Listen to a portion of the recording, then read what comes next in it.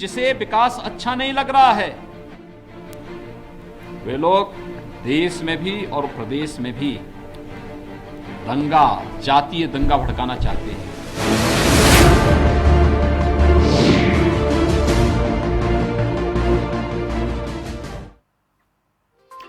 नमस्कार, आप देख रहे हैं सवाल आपका और आपके साथ मैं हूं कायनात अंसारी। हाथरस कांड को लेकर लगातार सियासत भी गरमा रही है और न्याय की मांग भी प्रबल होती जा रही है। तो हाथरस कांड पर देश भर में गम और गुस्सा दोनों हैं, लेकिन जैसे जैसे इस मामले में पीड़ित परिवार के साथ राजनीतिक दल खड़े हो रहे हैं और प्रदेश की योगी सरकार और कानून व्यवस्था पर सवाल उठा रहे हैं, वैसे वैसे अब इस मामले को कहीं सियासी रंग तो कहीं जातीय एंगल देने की कोशिश भी शुरू हो गई है।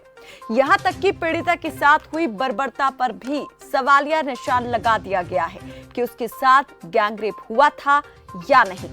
प्रदेश के मुखिया योगी आदित्यनाथ ने इस मामले में विपक्ष को आड़े हाथ लेते हुए कहा कि विपक्ष प्रदेश को दंगाग्रस्त देखना चाहता है। मुख्यमंत्री ने कहा कि जिन्हें विकास अच्छा नहीं लग रहा वो दंगा भड़काना चाहते हैं। सीएम का कहना था कि हमारे विरोधी अंतर्राष्ट्रीय फंडिंग के जरिए जाति और संप्रदाय पर आधारित दंगों की नींव रखकर हमारे खिलाफ साजिश कर रहे हैं। असामाजिक और राष्ट्र विरोधी तत्व यूपी के विकास को स्वीकार नहीं कर पा रहे, इसीलिए वो ये सब कर रहे हैं। वहीं केंद्रीय पशुपालन और मत्स्य राज्य मंत्री संजीव बालियान ने हाथरस कांड पर बोलते हुए कहा कि हाथरस कांड को लेकर मीडिया ट्रायल बंद होना चाहिए और आरोपी पक्ष के साथ पीड़ित पक्ष का भी नार्को टेस्ट होना चाहिए ताकि दूध का दूध और पानी का पानी हो जाए। आखिर इस सियासी बयानबाजी की मायने क्या है? सबसे पहले वो सुनिए जो सीएम योगी आदित्यनाथ ने कहा है, उसके बाद सवालों पर डालेंगे नजर जो इस वक्त उठना लाजमी है।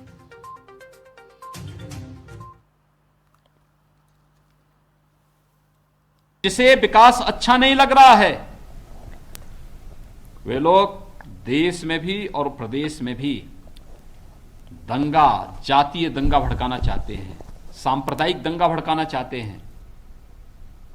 इस दंगे की आड़ में विकास रुकेगा, इस दंगे की आड़ में उनकी रोटियां सेकने के लिए उनको अवसर मिलेगा, इसलिए वे नित नए षड्यंत्र करते रहते हैं और इन सभी षड्यंत्रों के प्रति पूरी तरह आगाह होते हुए हमें विकास की इस प्रक्रिया को तेजी के साथ आगे बढ़ाना है।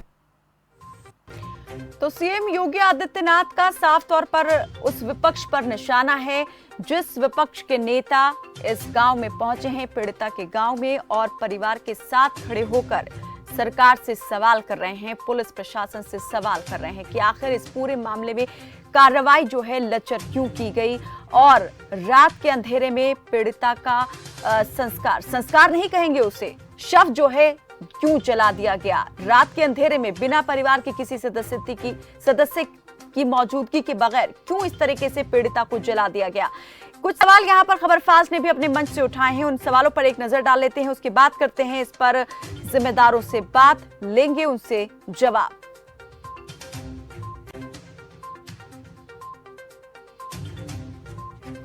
तो हाथरस गैंगरेप कांड पर क्या हो रही है राजनीति?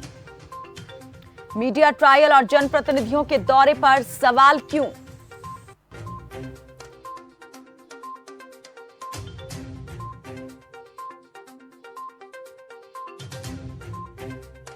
टेस्ट कराने की बात, हाथरस कांड में न्याय की जगह क्या दिया जा रहा जातीय एंगल?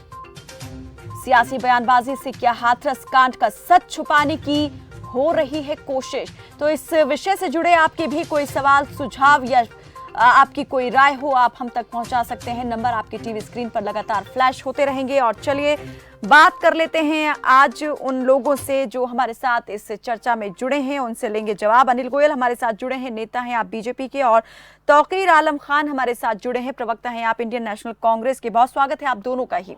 सबसे पहले मैं सवाल यहाँ पर अनिल गोयल जी से करना चाहूंगी। अनिल गोयल जी, इस पूरे मामले में अब एक अलग ही तरीके की बात ये की जा रही है। प्रदेश के मुखिया योगी आदित्यनाथ कह रहे हैं कि साजिश रची जा रही थी दंगा भड़काने की।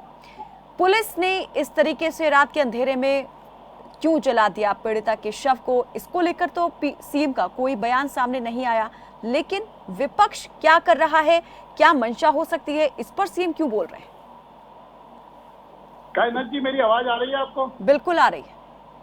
कायनाथ जी, सबसे बड़ी बात तो ये है कि लाश पर राजनीति हो रही है।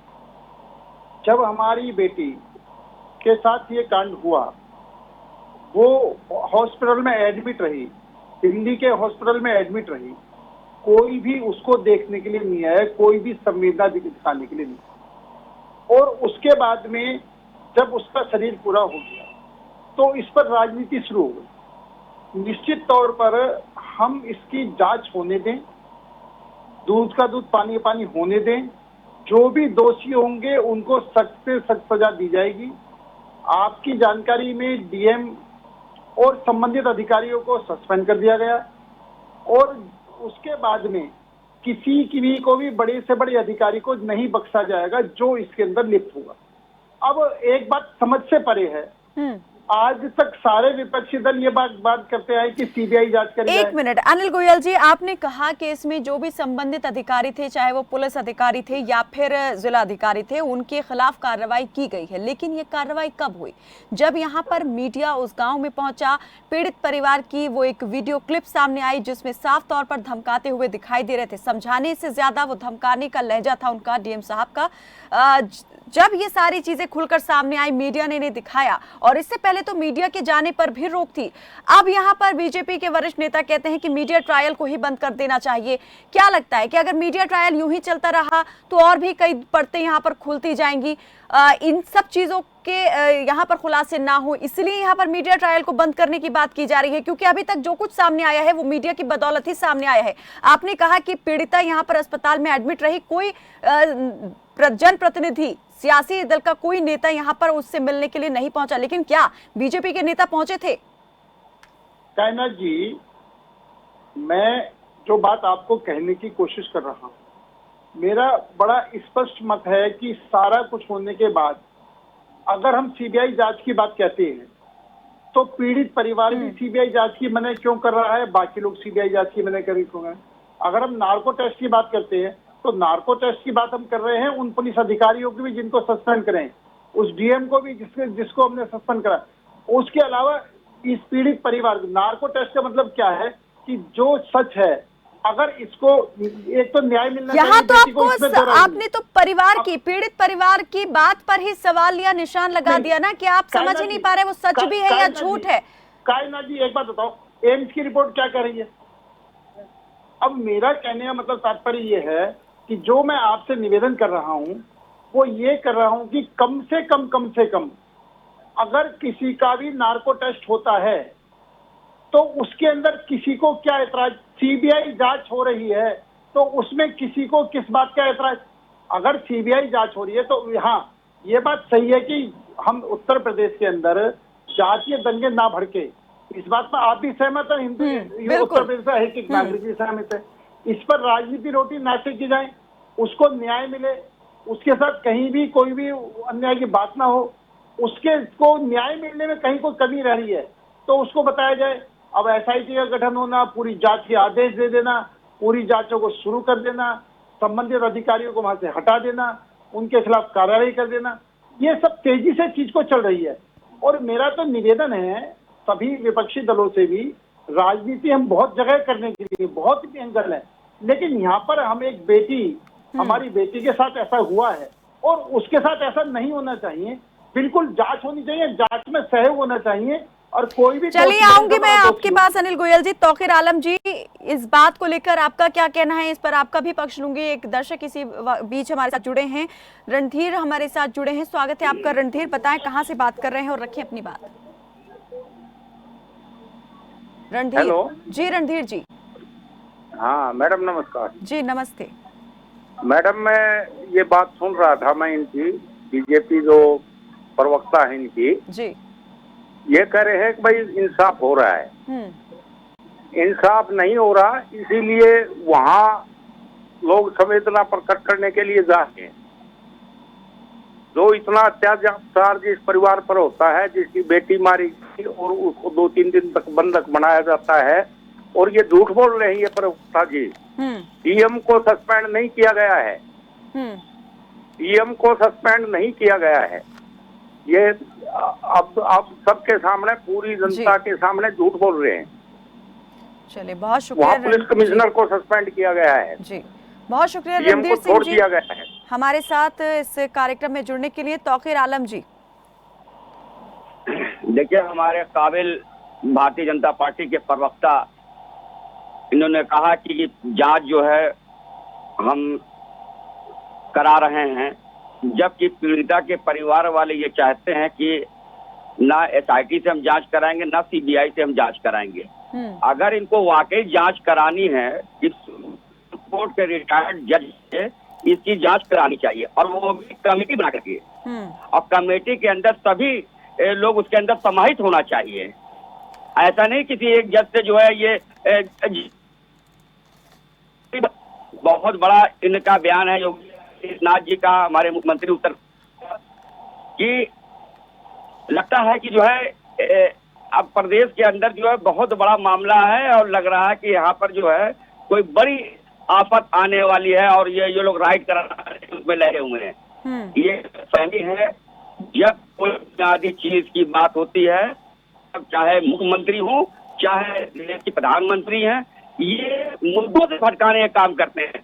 और मुझको तो डर इस बात की है कि कहीं ये जो कह रहे हैं, ये और लोगों पर उंगली उठा रहे हैं, कहीं ये खुद ही ना मामले को जो है ये ऐसा करा दें।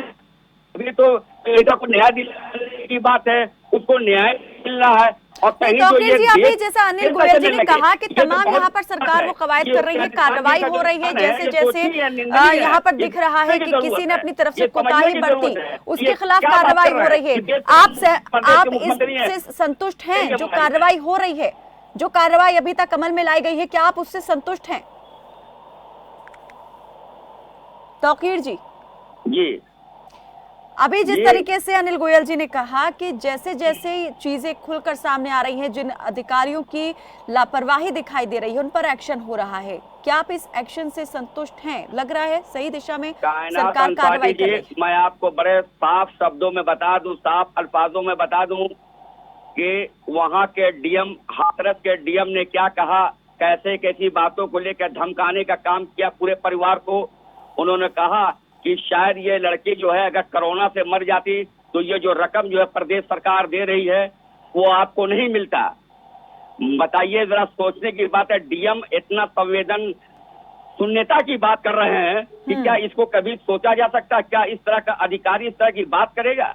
इनको तो तत्काल प्रभाव से इन पर FIR होकर के इनको जो है मुअत्तल करना चाहिए, नौकरी से इनको हटा देना चाहिए। इस तरह की बात करना ये वाजिब नहीं है, जायज नहीं है। अनिल गोयल जी क्या कहेंगे? पीड़ित परिवार जो है वो यहाँ तक कह रहा है उन्हें नजरबंद कर दिया गया है, अगर वॉशरूम तक जा रहे हैं तो छुप छुप कर जाना पड़ता है। सरकार इस जगह पर तो धारा 144 लागू कर देती है, लेकिन लगता है कि सिर्फ पीड़ित के परिवार तक ही ये धारा 144 लागू कर दी गई है। गांव के दूसरे और हिस्सों में बड़े बड़े मजमे लगते हैं, जमघट लगते हैं, लोगों के पंचायतें होती हैं। पीड़ित परिवार का आरोप ये भी है कि धमकाया जा रहा है, लेकिन कोई एक्शन नहीं है, वो भी तब जब पुलिस के अधिकारी वहां पर मौजूद हैं। तो क्या चल रहा है ये? कौन यहाँ पर किसके साथ क्या करना चाहता है? कायनात जी, पीड़ित परिवार बताए कि किस आदमी ने उनको धमकाया है, और डीएम साहब ने भी का भी इस खिलाफ जो एक्शन हुआ है वो बिल्कुल आपके सामने हुआ है, दूध का दूध पानी का पानी आने के लिए। डीएम साहब ने अपना स्टेटमेंट दिया है, मैंने भी सुना है। सारे चैनल दिखा रहे हैं, सर सुन लो, आप प्रवक्ता होकर के भारतीय जनता पार्टी के झूठ बोल, सारे चैनल दिखा रहे हैं कि किस तरह से डीएम डालो, सुनने की आदत डालो। उनको सख्ती के साथ बोल रहे थे, उनके परिवार के साथ किस तरह से पेश आ रहा है, अब पूरा चैनल पूरा देश देख रहा है। जोर से बोल करके अपनी झूठ से हासिल करके आप जो यहाँ इतना बड़ा मारे इसको भी आप क्यों हासिल करना चाहते हैं? आपको बात को अधिकार किसने दे दिया? सुन तो लेना जी, आप जो पूरा मीडिया पूरा जो चलिए अनिल गोयल जी, तौकीर जी, अनिल जी तौकीर जी, एक एक करके, इससे पहले आप दोनों की बात में लूंगी एक एक करके, लेकिन एक दर्शक हमारे साथ जुड़ गए हैं, मैं आऊंगी अनिल जी। विक्रम जुड़े हमारे साथ, आऊंगी अनिल जी, आऊंगी। विक्रम जी स्वागत है आपका, रखें अपनी बात। नमस्कार बहन जी, सबसे पहले आपको, आपके चैनल को जी। मेरा जी अनिल गोयल जी से सवाल है। देखो, यूपी में इतने गंदी अभद्र बातें हो रही हैं जिसका कोई वो नहीं है। और हमारे यूपी के मुख्यमंत्री जी कल शाम को बयानबाजी कर रहे हैं, टीवी में भी आया था आज तक पे, मेरे पास उसका क्लिप भी है। ये बोल रहे हैं कि ठाकुरों का खून बहुत गर्म होता है। मैडम जी, जब इंसान के पास जवानी होती है, यौवन होता है, तो गर्मी सब में होती है। खून कभी किसी का इंसान का मरे, जब तक इंसान नहीं मरता उसका खून ठंडा नहीं होता। दूसरी बात, अगर राहुल गांधी और प्रियंका जी उसको मिलने जा रहे हैं तो उनको रोका जा रहा है रास्ते में, उनके साथ हत्तापाई हो रही है, गुंडागर्दी है। इंसानियत शर्मसार है कि हाँ, अगर उसके परिवार को कोई संभावना देने जा रहा है दुख की घड़ी में, उसको रोका जा रहा है और उनके ऊपर केस दर्ज किए जा रहे हैं, उनके गिरेबान पकड़े जा रहे हैं, मीडिया को वहां तक नहीं पहुंचने जा रहा। और ये बात टीवी पे 15 से 16 दिन के बाद आती है। ये मीडिया भी शर्मसार है क्योंकि मीडिया को 3 दिन तो उस गांव के चक्कर लगाने पड़े हैं। और दूसरी, वहां का डीएम कह है कि हमें ऊपर से ऑर्डर नहीं, और रात को ये हिंदू धर्म का इंसानियत है ही नहीं। वैसे तो कहते हैं कि यहाँ हमें हिंदू राष्ट्र घोषित करना है, राम राज्य तो कहीं भी नहीं है।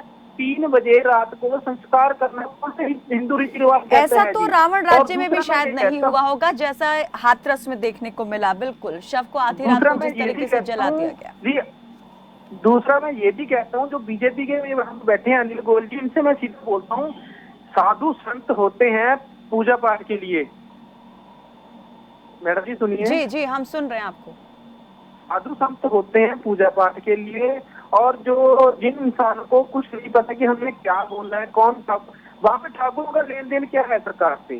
सरकार को अपने सही तरीके से काम करना चाहिए, इंसानियत होनी चाहिए, न्याय की बात करनी चाहिए। और फिर जो न्याय है वही, अगर मेरे हिसाब से अगर मैं इस देश का मुख्यमंत्री प्रधानमंत्री हूँ, मैं डीपली ये बात कर रहा हूँ मैडम जी, उस परमात्मा से डर के कि ऑन द स्पॉट अगर बात लीजिबल हो जाए कि हाँ ये बलात्कार हुआ है या कोई घिनौनी हरकत हुई है, ठीक है, ऑन द स्पॉट किल, कोई वो नहीं है मैडम जी। लेकिन भारत का संविधान यहाँ पर सभी को मौका देता है अपनी बात रखने का, और कानून के तहत ही सभी कार्रवाई होनी चाहिए। लेकिन सवाल यहाँ पर उस कार्रवाई पर उठने लगा है जो यहाँ पर पीड़ित को संरक्षण देने की बात करता है। खुद वो सिस्टम अब सवालों के घेरे में है। जी चलिए, बहुत बहुत शुक्रिया विक्रम जी हमारे साथ कार्यक्रम में जुड़ने के लिए। जी अनिल गोयल जी। कायनात जी, मैं ये कहना चाहता हूँ, सीबीआई हमारे देश की सबसे बड़ी जांच एजेंसी है। आपको इस पर विश्वास नहीं है, एसआईटी पर आपको विश्वास नहीं है, और जो अब तुम हर चीज को हर आदमी अपनी अपनी राय देगा और लोग हर बात के लिए कहते हैं सीबीआई जांच हो।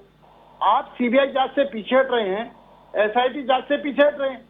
दूसरा, अभी जो कहा कि हमें मिलने नहीं दिया जा रहा, अगर धारा 144 लग रही है तो राजीव गांधी, प्रियंका गांधी, राहुल गांधी, प्रियंका गांधी जाकर मिलने किसने रोका है?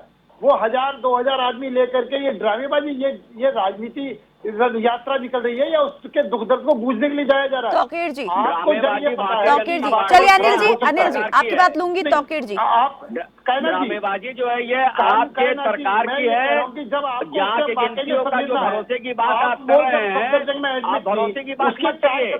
जब देश की सरकार पे ये देशवासियों को भरोसा नहीं है तो जांच एजेंसियों पे क्या भरोसा होगा?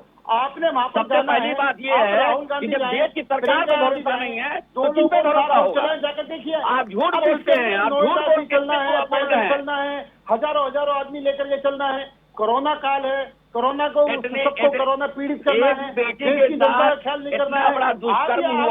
आप राजनीति कर रहे हो, एक बेटी के साथ इतना बड़ा दुष्कर्म हुआ, उसको संवेदना उनके घर जाने के लिए, पीड़िता के घर जाने के लिए अगर आप पुलिस बल का इस्तेमाल करेंगे, तो 2 लोग जाकर 4 लोग जाकर चले, आप उन पर लाठियां चलाएंगे। आप ये बात कहोगे आप राजनीतिक रोटी सेक रहे हो? नहीं, आप उन पर लाठियां चलाएंगे, राजनीतिक रोटियां। आप बहुत साफ सुथरे आदमी है, तो क्यों नहीं आपकी सरकार जो है जाने दिया, क्यों नहीं जाने दे रही थी? क्यों आपकी बात जो है? नहीं, अनिल गोयल जी, तौकीर आलम जी, मामले में राजनीति तो हो रही है, लेकिन सबसे बड़ा सवाल ये कि कौन कितनी राजनीति कर रहा है और किसके हित में राजनीति यहाँ पर हो रही है। विपक्ष किस लिए राजनीति कर रहा है ये सभी जानते हैं, लेकिन कहीं ना कहीं सरकार भी दिख रही है यहाँ पर इस पूरे मामले पर इसे राजनीतिक रंग देते हुए। इस वक्त हमारे साथ यमुनानगर से कुलदीप जुड़े हैं, दर्शक है एक। कुलदीप, स्वागत है आपका, रखें अपनी बात।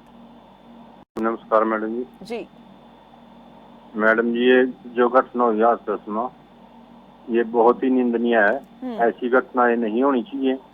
हमारी भारतीय संस्कृति ऐसी चीज खंदी नहीं है इंसान ने। और उससे भी गलती है जो राजनीति रही, सड़क पर उसका जुलूस कर दिया जा रहा, राजनीति इसके ऊपर है, अपनी राजनीति चमकाने वास्ता, वो उससे भी गलत है। इन नेताओं ने शर्म आनी चाहिए, कभी ये किसान के ऊपर, कभी ये ऐसी घटनाओं के ऊपर राजनीति चमकाते हैं, इनको शर्म आनी चाहिए। इनका पूर्ण तौर पर बहिष्कार करना चाहिए ऐसे नेताओं का। इन्हें शर्म इनका दी बेटी नहीं आए ने उसके ऊपर भी राजनीति करे जाएगा रोड पर, शर्म आनी चाहिए नेताओं ने। चलिए, बहुत बहुत शुक्रिया कुलदीप जी हमारे साथ इस कार्यक्रम में जुड़ने के लिए। अनिल गोयल जी, अगर इस मामले में ये कहा जाए कि मीडिया की तरफ से इस मामले को उठाया नहीं जाता या विपक्ष के नेता इस मामले को जोर शोर से नहीं उठाते, तो शायद ये मामला सामने आता भी नहीं, पता भी नहीं चलता कि किसके साथ क्या हो गया। क्योंकि अगर ये मामला जानकारी में आने के बावजूद पुलिस इस तरीके से आधी रात को पीड़िता के शव को जला देती है, तो सोचा जा सकता है कि आगे इसमें और क्या चीजें हो सकती थी। न्याय तो बहुत दूर की बात है मिलना पीड़ित परिवार को। कायनाथ जी, मीडिया हमारे लोकतंत्र का चौथा स्तंभ है। हम मीडिया का पूरी तरीके से सम्मान करते हैं और मीडिया को देश की ज्वलंत समस्या उठाने का पूरा हक है। अगर मीडिया देश की ज्वलंत समस्याओं को नहीं उठाएगा, लेकिन तो फिर भी सरकार ठीक है, उसी मीडिया के काम पर कहा जा रहा है कि मीडिया ट्रायल को बंद कर देना चाहिए हाथरस मामले पर। क्यों ये बात क्यों कही जा रही है? आप मेरी पूरी तो सुन लो ना जी। इसलिए मीडिया के अधिकार में कोई वो नहीं है, लेकिन एक बात जरूर है कि मीडिया को भी चीजों को उठाने से पहले अपने एंगल पर ये जांच करनी चाहिए कितना ठीक है कितना गलत है।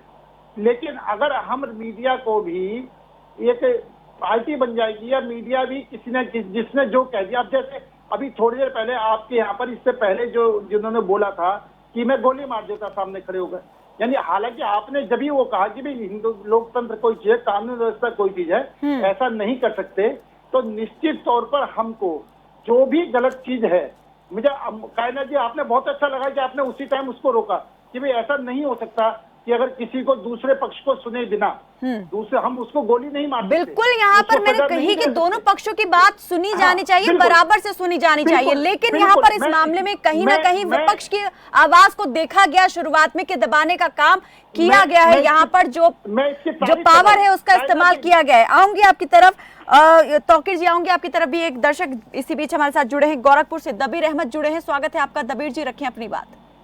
मेरा सवाल मैडम बीजेपी के प्रवक्ता से है, सिर्फ इतना बताने का वो कष्ट करें कि रात में 2:30 बजे एक लड़की जो मर जाती है उसकी लाश को उसके परिवार को हैंडओवर ना करके ये लोग रातों रात जला देते हैं। और हिंदू धर्म में जो प्रथा है कि रात में लाश नहीं जलानी चाहिए, और मेडिकल रिपोर्ट आती है कहते हैं गैंगरेप नहीं हुआ। अरे सरकार इनकी है, ये जिस अस्पताल में फोन कर देंगे जैसी चाहेंगे वैसी रिपोर्ट बना लेंगे। इन लोगों ने सबूतों को मिटाने के लिए उसकी रातों रात लाश जलवाई, और डीएम ने जिस तरीके से मीडिया के साथ तमाम लोगों से अभद्रता की, इन लोगों ने क्या कार्रवाई की अभी तक? बहुत बहुत शुक्रिया दबीर जी हमारे साथ जुड़ने के लिए। अनिल गोयल जी, इन सवालों का क्या जवाब है आपके पास? हाँ, मैं दबीर अहमद जी की बात के लिए और इससे पहले कुलदीप जी ने भी एक बात कही, मैं दोनों बात के लिए कि कुलदीप जी भी ये बात कह रहे हैं कि निश्चित तौर पर राजनीति नहीं होनी चाहिए, राजनीति बयानबाजी नहीं होनी चाहिए, और दलवीर जी भी जो बात कह रहे हैं जो प्रशासन में गलतियां हुई हैं उनको इमीडिएटली एक्शन लेकर के उन पर सबसे पहले तो उसी की जांच होनी चाहिए कि अगर पुलिस प्रशासन ने या उच्च अधिकारियों ने यहाँ पर अपनी अथॉरिटी का इस्तेमाल किया है तो वो किसके कहने पर स्वयं अपने विवेक से ये फैसला लिया या किसी के कहने पर ये फैसला हुआ। सबसे पहले तो इसी बात की जांच होनी चाहिए। जल्दी तौकीर जी, अंतिम प्रतिक्रिया आपसे, जल्दी से मुझे यहाँ पर जवाब दे। चैनल पे डीजीपी साहब बैठ करके अभी 2 दिन पहले बोल रहे थे कि ऐसा है कि उनके साथ कोई ऐसी हरकत नहीं, कोई बलात्कार नहीं हुआ, कुछ नहीं हुआ है। एक डीजीपी जो है बोल रहे हैं इस बात के लिए। आप ये बताइए, किसी के घर का मामला हो, बेटी है, उस बेटी के साथ जितना दर्दनाक ये मंजर पेश आया है, ये देख करके पूरा देश नहीं पूरी दुनिया शर्मसार हो गई है जिस तरह का काम ये यहाँ पर हुआ है। बिल्कुल, इस वक्त सभी शर्मसार हैं और सबसे ज्यादा शर्मिंदगी इस बात को लेकर। और नेतागिरी की ये बात करते हैं हमारे गोयल जी। ये इनसे बताइए कि किसी पीड़िता के साथ अगर ये कांड हुआ, ये घटना घटी, तो क्या उनके वहाँ अगर राहुल गांधी जी और प्रियंका गांधी जी जा रहे हैं तो क्या उनके पर लाठीचार्ज करना चाहिए? जो सच है वो सच जो चलिए, सियासत अपना धर्म निभा रही है, पुलिस प्रशासन अपनी जिम्मेदारी को पूरा कर रहा है, लेकिन इस सब के बीच में उस घटना को कहीं ना कहीं अनदेखा किया जा रहा है जो बेहद बर्बर तरीके से घटित हुई थी। बहुत बहुत शुक्रिया आप दोनों मेहमानों का हमारे साथ इस कार्यक्रम में जुड़ने के लिए, इस चर्चा में जुड़ने के लिए। तो यहाँ पर सियासत जो है अपने वोट बैंक को बचाने के लिए काम कर रही है, पुलिस प्रशासन अपने आप को बचाने के लिए जो है हर रोज कुछ न कुछ यहाँ पर दलीलें पेश कर रहा है। लेकिन हाथरस में हुए गैंगरेप पर जहां कांग्रेस और दूसरे विपक्षी दल बीजेपी को कटघरे में खड़ा कर रहे हैं, तो वहीं राजस्थान में महिला के साथ हो रहे अपराधों पर बीजेपी के प्रदेश अध्यक्ष सतीश पूनिया ने गहलोत सरकार को कटघरे में खड़ा किया है। उन्होंने कहा कि राजस्थान दुष्कर्म के मामलों में पहले नंबर पर है। ये स्थिति बेहद ही चिंताजनक और दुर्भाग्यपूर्ण है और इन मामलों को लेकर बीजेपी की तरफ से राज्यपाल कलराज मिश्र से हस्तक्षेप की मांग भी रखी जाएगी। लेकिन सवाल ये उठता है कि आखिर राजनीतिक दल दुष्कर्म जैसे मामलों में एक दूसरे पर कीचड़ उछालने की बजाय इन्हें लेकर चिंता जाहिर क्यों नहीं कर रहे? राजनीतिक दलों का रवैया सिर्फ एक बात ही यहाँ पर जाहिर करता है कि राजनीतिक दल को अपनी साख की ज्यादा चिंता है, ना कि महिला सुरक्षा और कानून व्यवस्था की। सवाल आपका में फिलहाल मेरे साथ बस इतना ही। आप देखते रहें खबर फास्ट। नमस्कार।